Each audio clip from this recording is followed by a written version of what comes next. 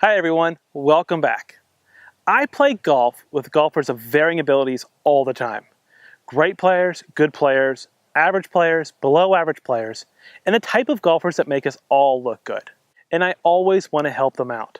But for a lot of people, they don't want help unless they ask for it first. You have to be willing to make a commitment to be better. And a lot of golfers just don't want to make that commitment during a few hours they have on the golf course. And I totally get it. You want your time out there to be fun, relaxing, and you want to hit some good shots. But wouldn't it be nice if you could hit more good shots more often? Wouldn't it be nice to be able to shoot lower scores and really put the screws to your buddies on the course? There is nothing wrong with a desire to improve your game so that you can shoot lower scores. The trouble is finding the time to do it and knowing that what you are working on will actually make a positive difference in your game. So how do you do it? Is there some big secret that top tour pros know that you don't?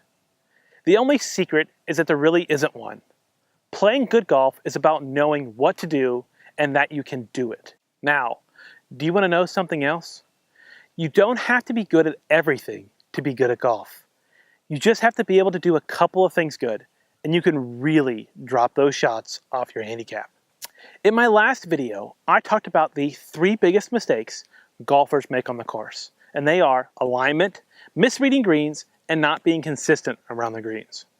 Now, this is a great place to start if you struggle in those areas, because you can make some huge improvements by doing what I recommended in the last video alone. But you are here because you want to take your game to the next level. You have a desire to shoot lower scores. You want to be the best player in your foursome. You want to have the skill, the ability, and the knowledge to not only improve your game, but to help your friends, your buddies, and your family out with helpful advice. Because you're going to be the one they all look up to. But what else can you do to shoot those lower scores? The good news is, not all improvements to your game have to be on the physical side. And this video helps to reinforce that. A great way to improve your game is to stay focused during the shot. There are a lot of distractions on the golf course. The views, your buddies, the beverage cart, the match, and the fear of losing out on the bets with your buddies can keep you distracted.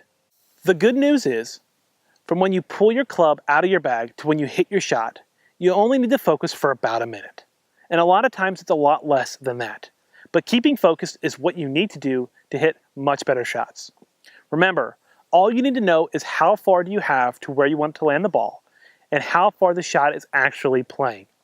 Whether it is uphill, downhill, downwind, into the crosswind, or whether the ground is wet or firm. But these things are really easy to adjust for, and it's usually a simple plus or minus 5 or plus or minus 10 yards. So when you're hitting your shots on the course, all you need to think about is your one swing thought and where you're trying to land the ball.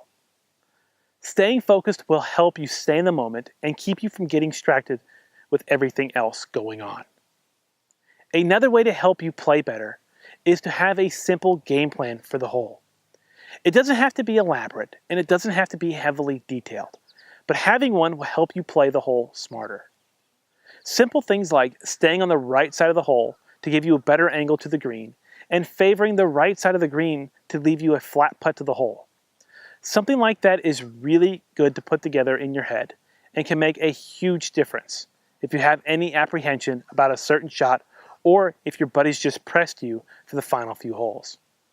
Now, so far I've mentioned staying focused and having a game plan as 2 important ways to achieve your desire of shooting lower scores.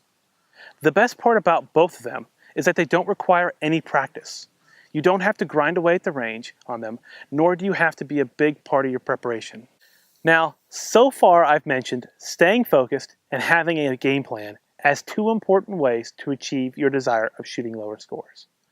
The best part about both of them is that they don't require any practice. You don't have to grind away at the range on them, nor do they have to be a big part of your preparation. And this leads me to my final tip, and it fits in nicely with the other 2. And that is pick the right club.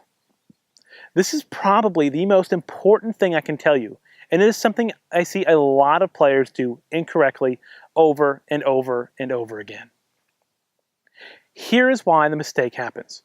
When golfers play golf, they have a yardage that each club goes. So if you ask them how far they hit an 8-iron, let us assume they say 150 yards. So whenever they face a shot of 150 yards, they hit 8-iron, and their 8-iron will come up 10 to 15 yards short of the green. This happens because they don't average hitting an 8-iron 150 yards. They average closer to 140 yards. And they would know this if they spent an hour or two on a TrackMan, but not everyone has access to one of those, so they can't really be faulted for not knowing. What I recommend is going out to the golf course one evening when the course is empty and dropping 10 balls down from a certain yardage and hitting 10 shots with a single club.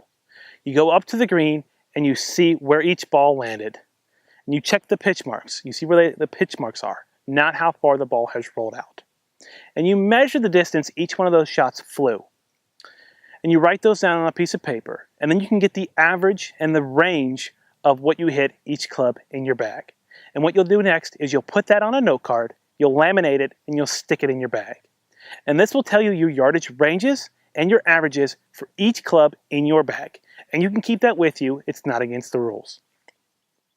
Now, improvement in these 3 areas will definitely help you achieve your desire of shooting lower scores.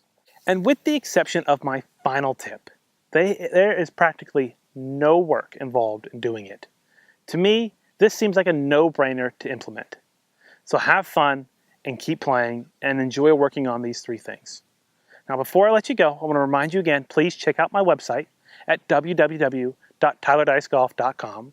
You can find me on all my social medias, on Facebook, I'm on Twitter, and Snapchat, and obviously, I'm on YouTube. I have lots of great videos on YouTube, so please find me there as well. Now, I'm signing off now, and I'll see you guys on the next video.